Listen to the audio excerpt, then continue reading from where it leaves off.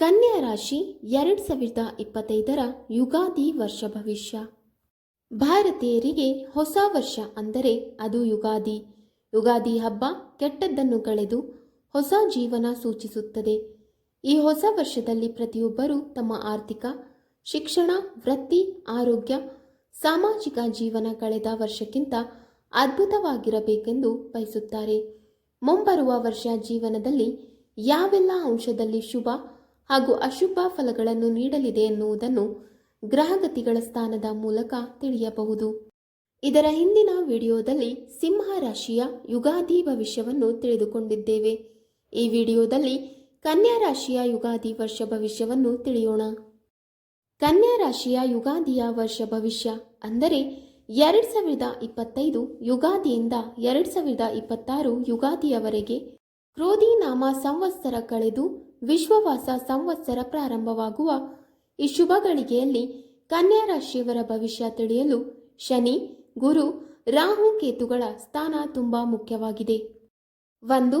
ಗ್ರಹಗಳ ಸ್ಥಾನಪಲ್ಲಟ. ಶನಿ 3ನೇ ತಿಂಗಳು ಅಂದರೆ ಮಾರ್ಚ್ನಲ್ಲಿ ಕುಂಭ ರಾಶಿಯಿಂದ ಮೀನ ರಾಶಿಗೆ ಸಂಚಾರ ಮಾಡಲಿದ್ದಾನೆ. ಇನ್ನು ಗುರು 5ನೇ ತಿಂಗಳಲ್ಲಿ ಅಂದರೆ ಮೇ ತಿಂಗಳಲ್ಲಿ ವೃಷಭ ರಾಶಿಯಿಂದ ಮಿಥುನ ರಾಶಿಗೆ ಪ್ರವೇಶ ಮಾಡಲಿದ್ದಾನೆ. ಇನ್ನು ರಾಹು, ಕೇತುಗಳು ಕೂಡ ಮೇ ತಿಂಗಳಲ್ಲಿ ತಮ್ಮ ಸ್ಥಾನವನ್ನು ಬದಲಾಯಿಸುತ್ತವೆ.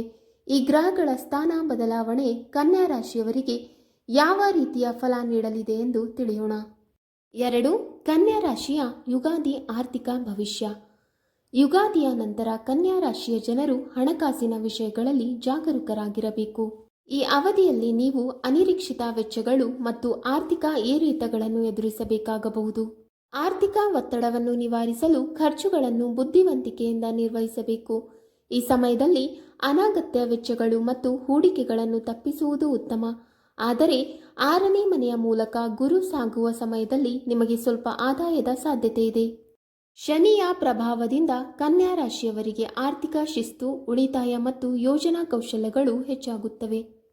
3. ಕನ್ಯಾ ರಾಶಿಯ ಯುಗಾದಿ ಕೌಟುಂಬಿಕ ಜಾತಕ. ಈ ಅವಧಿಯಲ್ಲಿ ನೀವು ಕುಟುಂಬ ಜೀವನದಲ್ಲಿ ಕೆಲವು ಸವಾಲುಗಳನ್ನು ಎದುರಿಸಬೇಕಾಗಬಹುದು. ಆದ್ದರಿಂದ ಪರಿಸ್ಥಿತಿಗೆ ಅನುಗುಣವಾಗಿ ಕುಟುಂಬ ಸದಸ್ಯರೊಂದಿಗೆ ಸಮನ್ವಯವನ್ನು ಕಾಪಾಡಿಕೊಳ್ಳಿ. ಗುರು ಕನ್ಯಾ ರಾಶಿಯ 6ನೇ ಮನೆಯಲ್ಲಿ ಸಾಗಲಿದ್ದಾನೆ. ಹೀಗಾಗಿ ನಿಮ್ಮ ಕುಟುಂಬದಲ್ಲಿನ ಮನಸ್ತಾಪಗಳನ್ನು ಪರಿಹರಿಸಲು ಸಮಯ ಅನುಕೂಲಕರವಾಗಿರುತ್ತದೆ. ಈ ಅವಧಿಯಲ್ಲಿ ನಿಮ್ಮ ಕುಟುಂಬ ಸದಸ್ಯರೊಂದಿಗೆ ಪರಸ್ಪರ ಮಾತುಕತೆಯ ಮೂಲಕ ಸಮಸ್ಯೆಗಳನ್ನು ಬಗೆಹರಿಸಿಕೊಳ್ಳಿ. 4. ಕನ್ಯಾ ರಾಶಿಯ ಯುಗಾದಿ ಶೈಕ್ಷಣಿಕ ಜಾತಕ.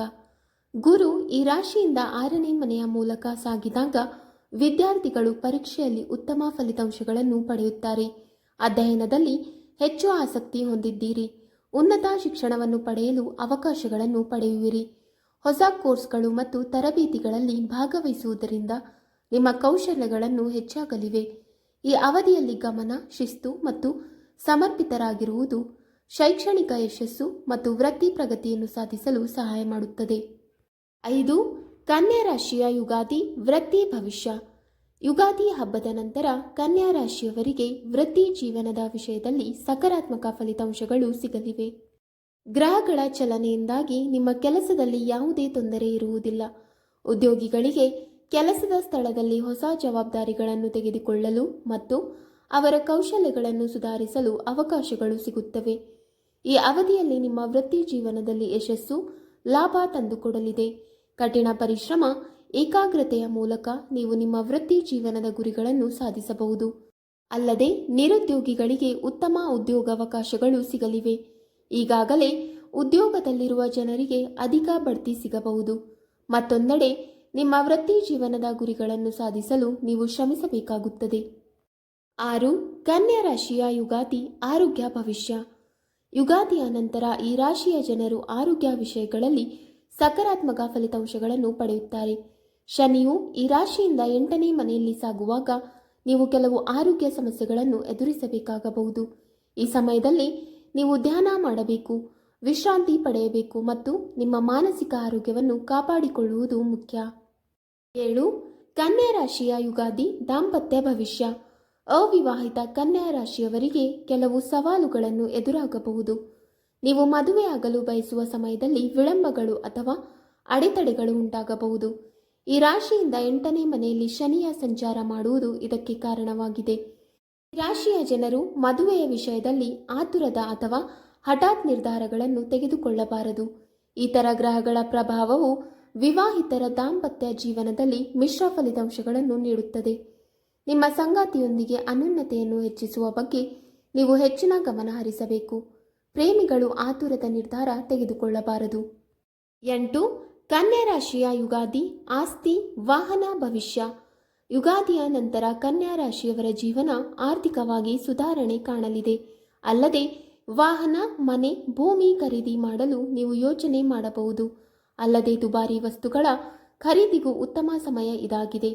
ನೀವಂದುಕೊಂಡ ಕೆಲ ಬದಲಾವಣೆಗಳು ಈ ವರ್ಷ ಯುಗಾದಿಯ ನಂತರ ನೀವು ಕಾಣುವಿರಿ. ವೀಕ್ಷಕರೇ, ನಿಮಗೆ ಈ ಮಾಹಿತಿ ಇಷ್ಟವಾದಲ್ಲಿ ವಿಡಿಯೋಗೆ ಲೈಕ್ ಮಾಡಿ, ಶೇರ್ ಮಾಡಿ ಹಾಗೂ ಕಮೆಂಟ್ ಮಾಡಿ. ಇಂತಹ ಮುಂದಿನ ವಿಡಿಯೋಸ್ಗಳಿಗಾಗಿ ನಮ್ಮ ಚಾನಲನ್ನು ಸಬ್ಸ್ಕ್ರೈಬ್ ಮಾಡಿ. ಧನ್ಯವಾದಗಳು.